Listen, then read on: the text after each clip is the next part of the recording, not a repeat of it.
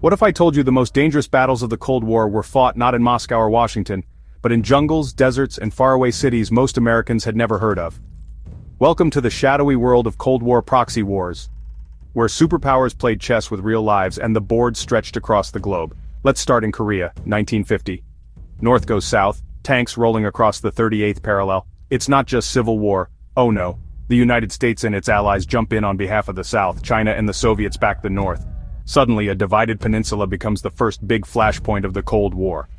3 years, millions dead. And when the dust settled, the border barely moved, but the world had changed. Next stop, Vietnam.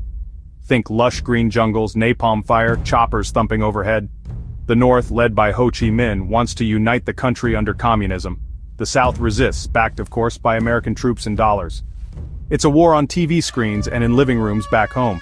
Guerrilla fighters, endless rice paddies, the infamous Tet Offensive.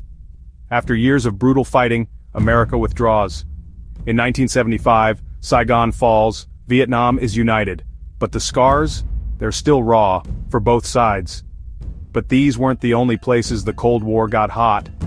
Across Africa, Asia, and Latin America, local conflicts flared, each one a tug of war between communism and capitalism. Angola, Afghanistan, Nicaragua.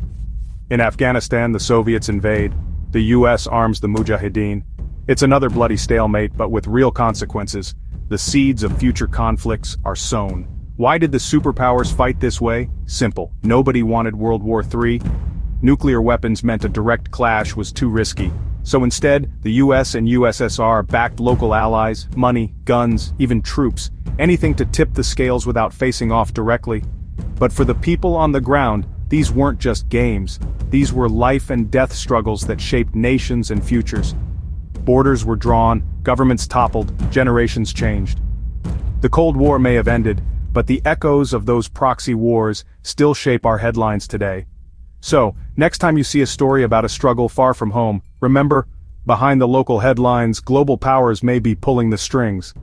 That's the legacy of the Cold War's proxy wars, where the world was a battlefield, and every corner could become the next flashpoint.